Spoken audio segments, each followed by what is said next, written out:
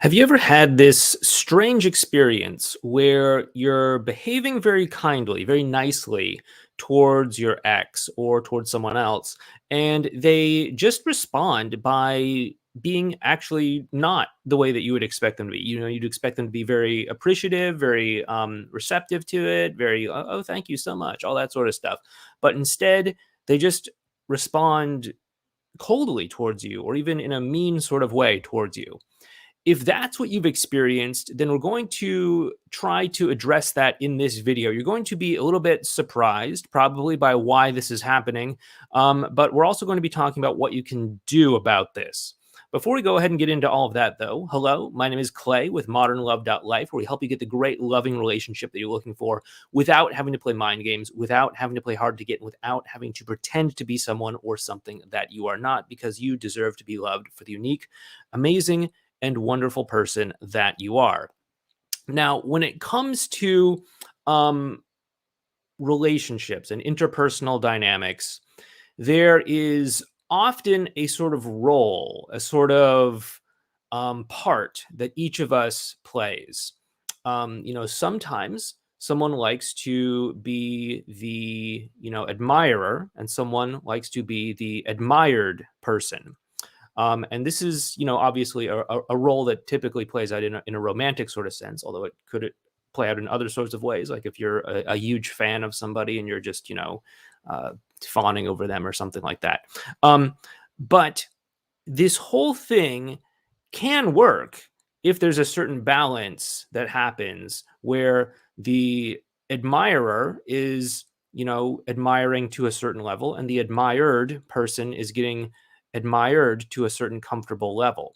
However, when that dynamic starts to get out of balance, that's when things start to become uncomfortable or awkward or strange in a relationship. Hello there, Ray. Nice to see you. Hello, 26 other people that are currently watching. Please feel free to drop a comment, by the way. Um, please feel free to give this video a thumbs up if you like it. And as well, if you do want to learn more about how to save your relationship, can your relationship be saved, please head on over to modernlove.life/quiz to take a short assessment to see what the results are for your relationship. It's also a great way to have a conversation with Chantel on our team about whether or not coaching makes sense for you and all that sort of stuff. But anyway, with that being said, let's go ahead and continue on. Hello, Brand. Hello, Kelly. Hello, everybody. Yeah, so there's this dynamic between admired and admirer. And if it's out of balance, then let me just get rid of this banner here. If it's out of balance, then it can cause the situation to become kind of emotionally awkward, or uncomfortable, at least for certain people involved in the situation. And what it actually does is it increases the disconnection between the two of you. I guess I should probably say it decreases the connection. Increase the disconnect. How's that for confusing? But let's just say it decreases the connection between the two of you because there's this lack of balance between where the admired person wants to be, how much admiration they want to get, versus the amount that the admirer is giving that person. And so what typically happens is that when somebody is receiving too much admiration for them, too much that makes them feel uncomfortable, what they might do is try to discourage you from doing that by either disengaging, pulling away, creating space, or even, in some cases, acting cold and cruel toward you. They're doing this so that they're not reinforcing this admiration loop. They don't want to encourage you to continue to do this, causing them to feel more and more uncomfortable, causing them to feel as if they need to pull back or anything like that. So they feel as if they have to be mean to you in order to discourage you from continuing to do that. And so if it works, then this whole sort of mechanism has worked out, and they've been able to kind of put the brakes on the admiration that you're giving them. Now, don't get me wrong, this is not necessarily the best strategy that someone could do to, put the brakes on something. I mean, I think that better communication is probably going to help out. But it is a strategy that some people will use. And it also often highlights or can highlight a certain phenomenon that some people are just nice, not in a genuine sort of way, but in a way where they have strings attached, where they want to get something back out of the dynamic, where they want to get something back out of everything that's going on between the two of you. This is what we in our little community here call a covert contract. Okay. Now, a covert contract is when you're basically giving something with strings attached, when you're giving something with the expectation or hope that somebody is going to receive it well and, reward you in some way or reciprocate in some way with you. This is not a great strategy because it, obviously feels weird and it feels awkward, like especially when it's unspoken between two people. So we don't want to do this. So, if you are the admirer, what you want to do is you want to look at what your motives are. You want to look at why you are considering doing something nice for your ex, why you're doing something nice for this person. If it's truly something that's coming from a selfless place, then, that's okay. I think that's fine. If it's something that's coming from a place where there's a sort of quid pro quo, a sort of covert contract in place, a sort of strings attached sort of thing going on there, then what we obviously want to do is to take a step back and look at how we're showing up, look at what's going on in our interpersonal relationship here, and perhaps rectify certain things within ourselves that are out of alignment, and perhaps start thinking about bringing ourselves to the dynamic in a way that's a little bit more transparent, that's a little bit more clear, that's a little bit more genuine. Okay. Now, when it does come to the fact that your ex might be being cruel towards you as an attempt to discourage you, then what we want to really do is we want to notice that they might be being cruel because they don't have access to any other strategy to try to put the brakes on this kind of dynamic here. I see you have a question there, Juan. We'll go ahead and I think you have a question. Yeah, we'll go ahead and handle that at the end when we get to the question and answer.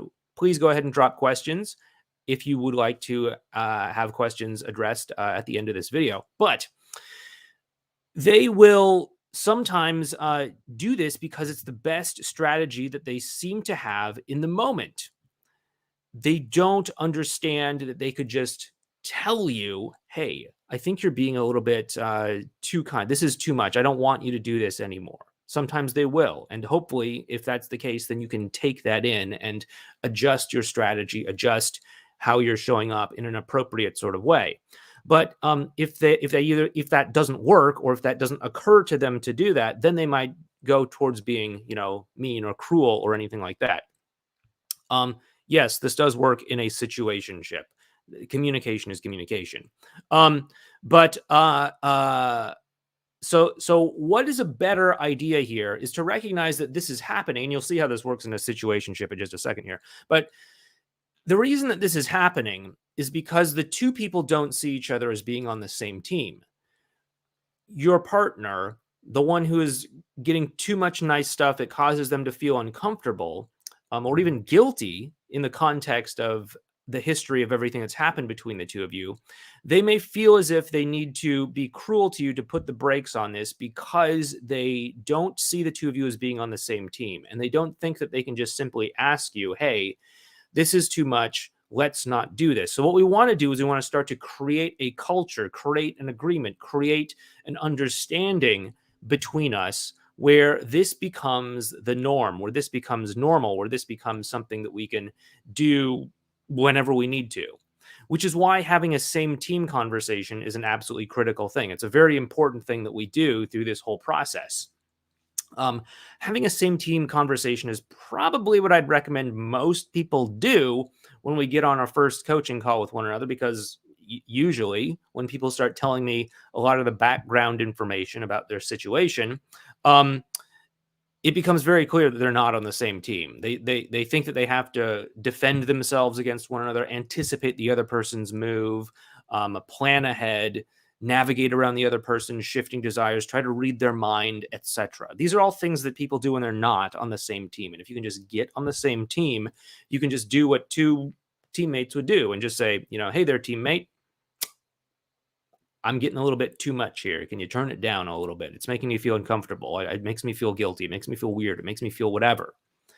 And so that's what we really want to do, is to take all of these unspoken things, both the covert contracts and all, I mean, in a sense, even just being cruel towards you is sort of a covert contract as well, too, because there's sort of strings attached. Instead of doing something for the positive, like I'm going to, give you a gift and you're going to love me again, which is obviously a form of a covert contract. Then you say, okay, you gave me a gift. I'm going to be mean to you because it makes me feel uncomfortable. And so I'm hoping that you'll be less kind towards me in the future. That is also a covert contract. So this is really just covert contracts entangled both ways. And so what we want to do is we want to get out of this dynamic and get into a dynamic where we can be on the same team with one another. Okay. So I hope this has helped you out. Once again, if you do want some help with your relationship to see if it can be saved, please head on over to modernlove.life/quiz to take a quick assessment based off of the background information that you put into our little assessment here. And it'll go ahead and give you our take on what's going on. And, during this time, you can also express interest in coaching if you're interested in coaching, and we can, talk about what that might look like. You can talk to Chantel on our team and see what that might look like for you in your situation. Anyway, with that being said, let's jump on into the questions that people are talking about today. Let's turn off this banner and get to the questions so I can display them on the screen. First question is from Juan. I'm always nice and pleasant with my ex, yet they continue to be mean and rude. I don't recognize this person. How do I handle this? We are still in contact only about the home that we are selling. Okay, so like what we talked about before, your ex is doing this probably because it's a woman, right? Doesn't say. Okay, but your ex is probably doing that. I mean, you never know these days. Your ex is doing this because they do not know how to basically just tell you, hey, this is coming across as too much. And so what we want to do is we want to have a same team conversation so that we can create this understanding between the two of us that they don't have to do this. They don't have to be cruel. Because don't get me wrong, I don't think most people want to go out of their way to be mean or cruel to you. They do it either because they have to do it to try and tone down the amount of niceness that you're bringing to the situation, or because their perception of what happened in your relationship justifies them being cruel to you. Like if you, I don't know, cheated on them with their best friend or something like that, and, hurt them in some, unspeakable sort of way, then yeah, that might justify them being kind of cruel to you no matter what you do, until you do certain things to clear that out of the way. Fresh start message, same team conversation, empathy, all that sort of stuff. But that's a conversation for another video. But if they are just being mean and cruel to you for no real apparent reason other than the fact that you're just nice and pleasant towards them, then, what you want to do is create that understanding that they don't have to do this, because most people don't want to do this. Okay. So Juan, I hope that helps you out. Looks like we have a super chat. Let's jump to that. Once again, we do answer super chat questions first, because it is my understanding that as the unwritten rules of the internet, I must respond to super chat questions. As such, let's go. My ex, this is from Mask Maker. My ex sent a paragraph about why she admires me and that she wants me in her life no matter what. We scheduled to hang out at the park for ice cream on Saturday. Do you think that this is crisis mode? I mean, I think you mean crisis point. Okay. So, your ex sent a paragraph about why she admires you and she wants you in her life no matter what. gonna meet at the park for ice cream. Do you think it's a crisis point? I don't know. It could be. The thing is that what I'm seeing here is obviously if she's sending you a paragraph about why she likes you, okay, pretty strong feelings that are going on there, especially if this is coming out of nowhere. I don't know what your overall interactions and dynamic is like, but it sounds pretty good.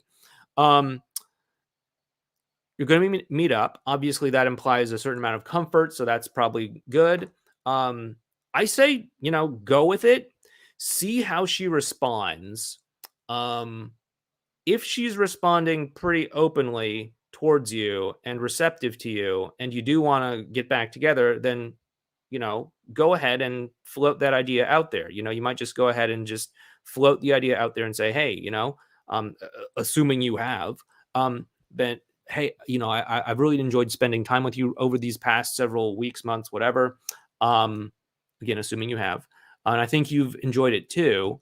Have you ever thought about us getting back together? It really touched me a lot when you sent me that message.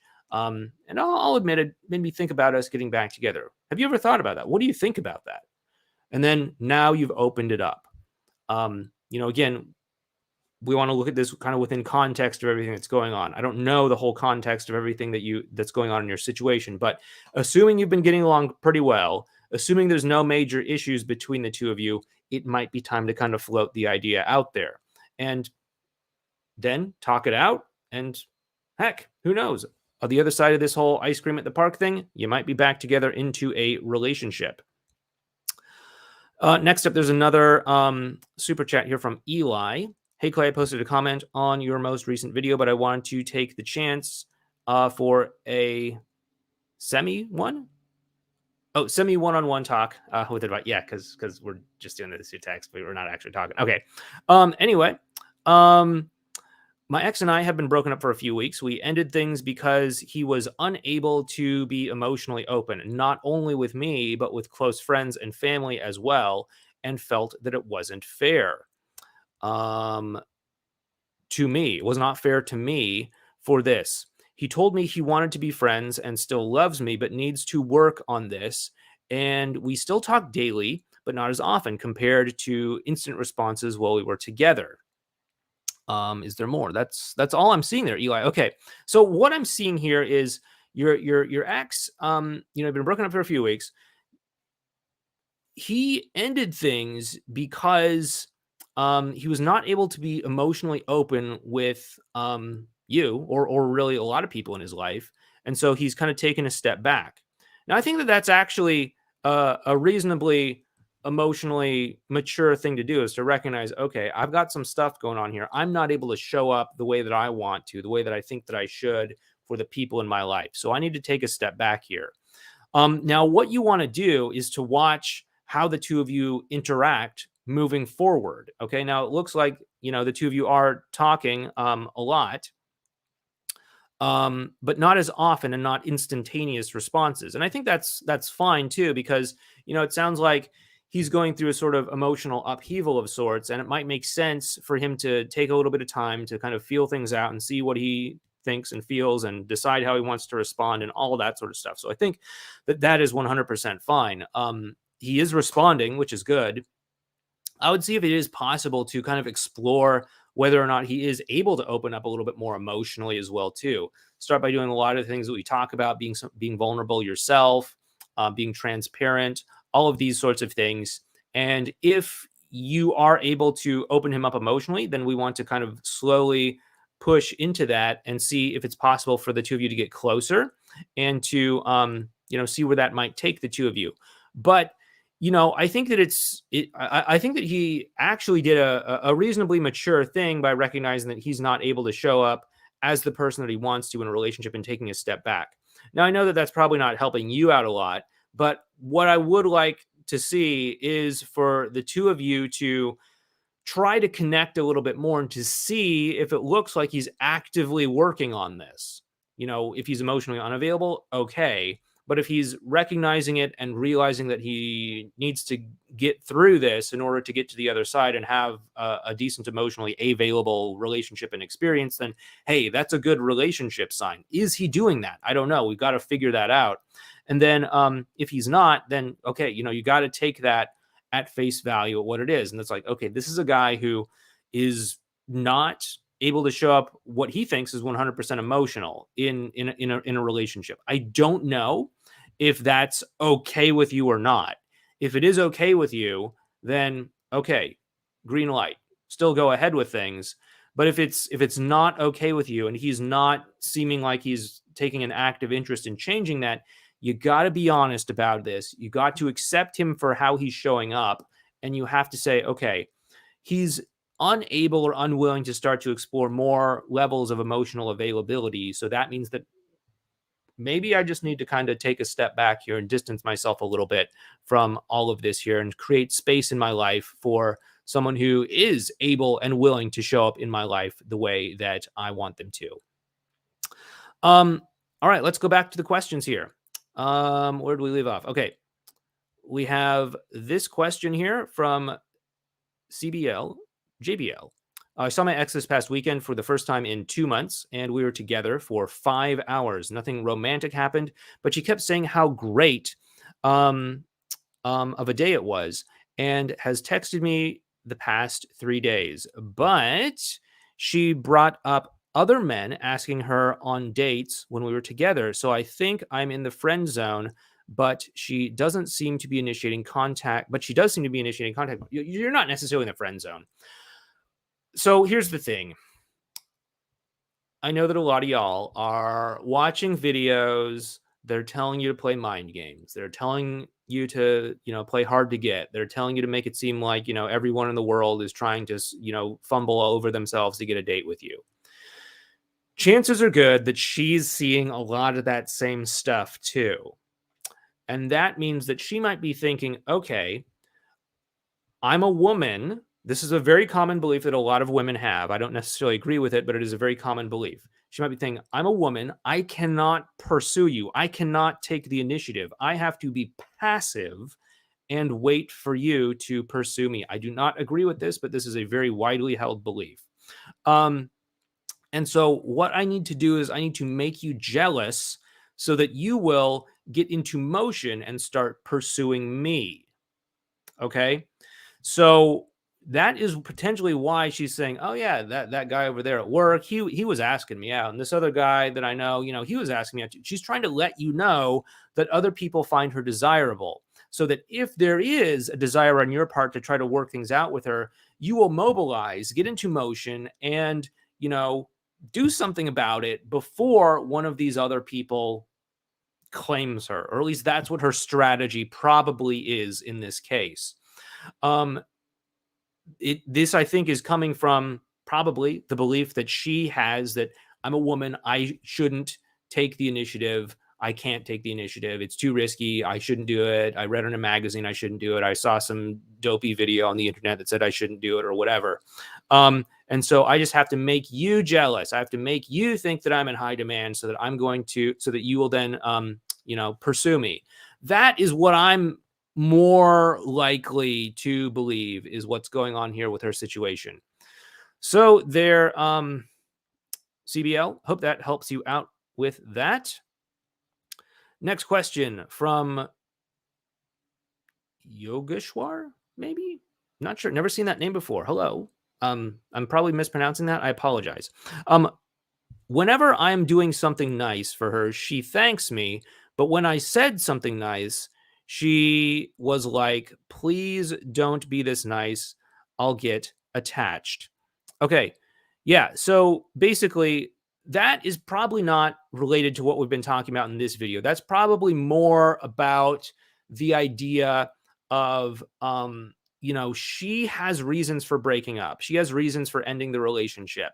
And whether those are rightly earned or wrongly earned or whatever is up for debate. But she, has reasons for leaving the relationship. And she doesn't necessarily feel emotionally ready to come back right now.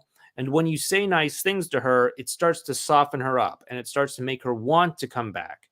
Now, the thing is that there's this sort of tug of war happening between, as cheesy as it sounds, her head and her heart. Okay. Her heart wants to get close to you, when it hears these things, her emotions, her body, her, because that's where your emotions live. They live in your body. That's where your heart is. Your heart governs your emotions, and it's also in your body. Um, we all know this, but anyway, she her emotions are saying, "Hey, when you say these nice things to me, it makes me want to open up to you. It makes me want to get close to you." But then her mind comes in and says, "But wait a minute now. We had this reason why we broke up. It was because of this. And I'm worried that it's going to go back to the way that it was before. I'm worried that it's going to be bad again. I'm worried that I'm going to get hurt again. And so I have to hold myself back. I have to keep myself back. Just like how, when you're walking down the street and someone's giving out free samples of cookies and you're on a diet and they say, "Hey, do you want a free cookie?" Your emotions say, "Yes, I absolutely do want this free cookie." But your mind says, "Oh, wait, no, I'm doing keto or whatever, so I can't have the cookie." Now, whether or not you have the cookie or not just depends on which one is stronger. Is it your mind or is it your emotions? And so she wants to get close to you, but she's trying to hold herself back. And what we want to do is kind of take the whole, cookie on a diet thing in a positive direction, by helping to build up those emotions through our emotional connection, by how we bond and connect with one another through advanced relational skills and other things that we've talked about on this channel, to the point where they can really start to overpower and give our mind permission to just get out of the way. Because we all make decisions with our emotions, no matter what. Even the most hard-boiled left-brained person in the world is going to make a decision with their emotions. They'll just use their mind to come in later on and rationalize about why it made the most sense to do that. Why, yeah, of course it made sense for me to have the cookie because, I got to spike my calories once in a while. I have to, shake up my metabolism once in a while. Otherwise it's going to, shut down or whatever. Yeah. But no, I mean, whatever rationalization you might have, you had the cookie because it tastes good, right? You didn't just have flavorless glucose tablets. That's another thing altogether. But you had the cookie because it tastes good. And what you want to do is you want to just build that emotional connection to the point where that can happen on its own. We got another super chat here. Follow up from Mask Maker. Please respond to my last chats. Thank you. Okay, is there more? Let's go back and check. Okay, so just to review, Mask Maker is the one meeting up with his ex on the weekend for ice cream. To follow up, we had a same team conversation after the breakup. She said that she just wanted to be friends and did not make any promises for a relationship. That was a month ago. Also, she moved in with her rebound a month ago. How do I get rid of the rebound? You don't have to worry about getting rid of the rebound. What you have to do is to just focus in on the emotional connection between the two of you, and the stronger that gets, she will take care of it, just like we were talking about with the cookie.